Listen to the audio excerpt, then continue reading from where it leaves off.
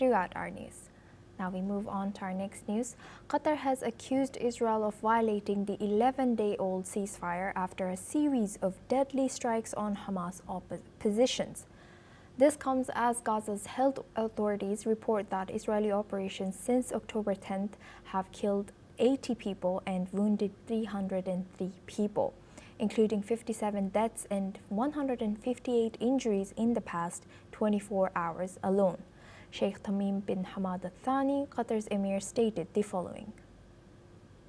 هنا إدانتنا لجميع الانتهاكات والممارسات الإسرائيلية في فلسطين ولا سيما تحويل قطاع غزة إلى منطقة غير صالحة للحياة البشرية ومواصلة خرق وقف إطلاق النار وتوسيع الاستيطان في الضفة الغربية ومساعي تهويد الحرم القدسي الشريف، مؤكدين أيضاً على أن قطاع غزة جزءاً لا يتجزأ من الأراضي الفلسطينية من الدولة الفلسطينية.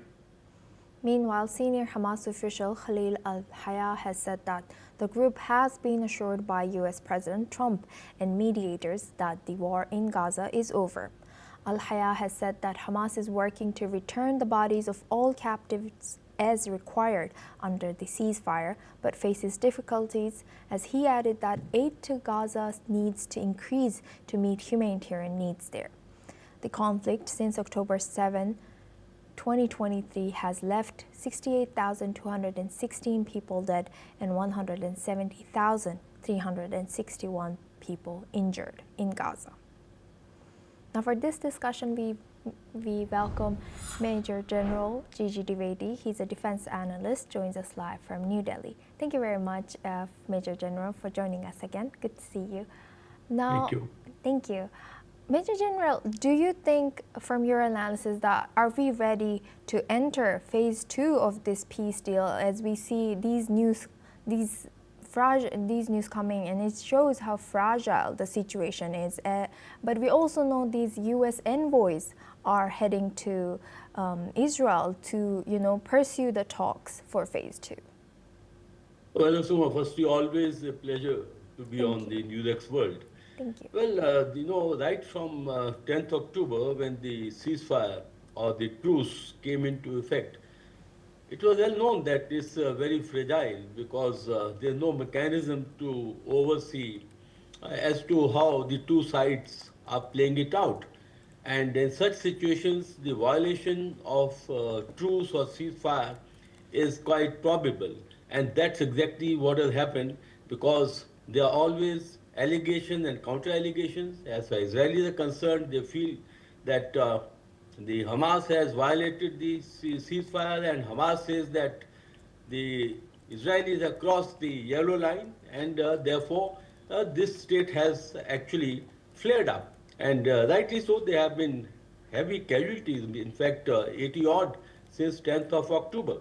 The point at issue is that this ceasefire is actually to be implemented in 3 phases. Phase 1 was the exchange of hostages and prisoners. To that extent, that have been achieved, but for, I think, 16 deceased bodies which are still to be handed over by Hamas to Israelis. And the second is the yellow line, which have been laid out. And thirdly is the flow of aid, which is again being interfered by Israel. But the point at issue is war just cannot be over just because President Trump is saying, because there are very contentious issues when you step into phase 2. And that is status of Hamas. Is Hamas going to be disarmed? Not really, because they are trying to gain control back in Gaza enclave, and they are already eliminated the rival groups. So therefore, I don't think Hamas is in any way going to lay down or going to be disarmed. Point number 1.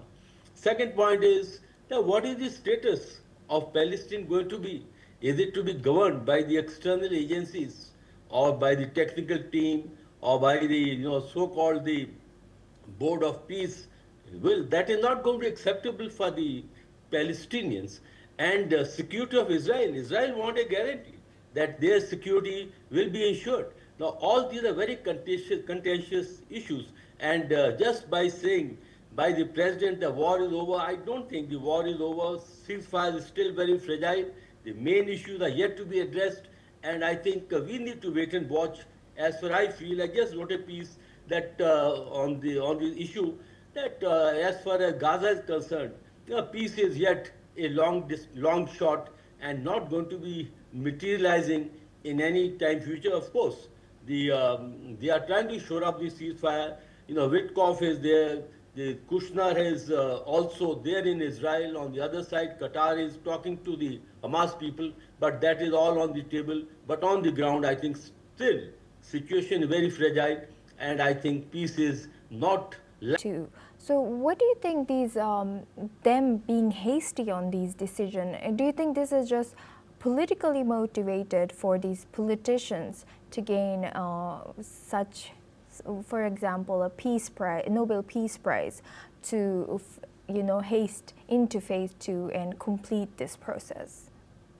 Well, I think President Trump is always in haste. He doesn't understand possibly the political process. It takes a very long time, and there are a lot of hiccups, moving forward, moving backward. It doesn't happen as quickly as you take in the boardrooms or the corporates. That doesn't happen like that. The second point is that yes, it is to large extent trying to get political leverage, because for President Trump, Nobel Prize is non-negotiable. So he is going to put every effort to show to the world that he has yet achieved another piece, of conflict, that is 7th or 8th one. Well, that is what it is. But the point is, we need to understand the ground realities. And ground realities are, there is a very high degree of mistrust between Hamas and the Israeli Defense Forces. Secondly, you very rightly said, there is no foundation. So how can you build a skyscraper in the air? That's exactly what is, I think, possibly the Washington or President Trump is trying to portray. But the point is that we need to wait and watch. I think there are going to be a lot of hiccups, because three basic issues. Firstly, Hamas, I don't think they are going to disarm. The second point is Israel's security. They are not going to compromise. And third is the future of Palestine. Until that is, some framework is created, they are not going to be willing to be ruled or willing to be governed by the external agencies, be it be the technical team or be it be the Board of Peace. I think until these issues are addressed and until foundation is laid, the peace is a distant dream as far as Gaza is concerned. Asuma. Yes. With that, I would like to thank Major General Gigi Dwivedi for joining us and sharing that insight. Thank you very much. Now we move on to our next news. Bolivia's president-elected Rodrigo Paz has promised to restore institutional order, ensure fuel supplies, and rebuild international ties as he prepares to take office on November 8th, following a decisive runoff victory.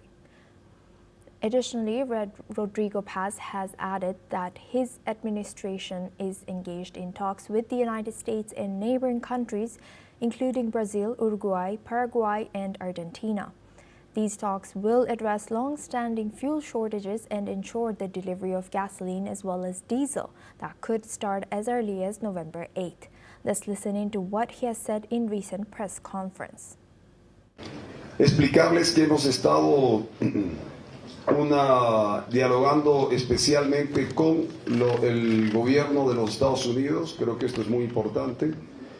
Hemos hablado con el secretario adjunto del gobierno americano, Landau, por lo que en su momento indicamos públicamente las gestiones para que junto a países amigos como Brasil, Uruguay, Paraguay, Argentina, puedan colaborarnos a partir del 8-9 de noviembre en función de la necesidad del país de resolver las largas filas que tenemos con el problema de los hidrocarburos. El proceso sigue en pie, estamos coordinando de la mejor manera que llegue ese tan necesario hidrocarburo vinculado a la gasolina. Moreover, Paz has emphasized the need for transparency in all agreements and plans to restore Bolivia's international standing, noting the loss of $60 billion in gas revenues and $40 billion in debt under previous governments. That's all we have time for. Keep watching NewsX World for more news updates from around the world.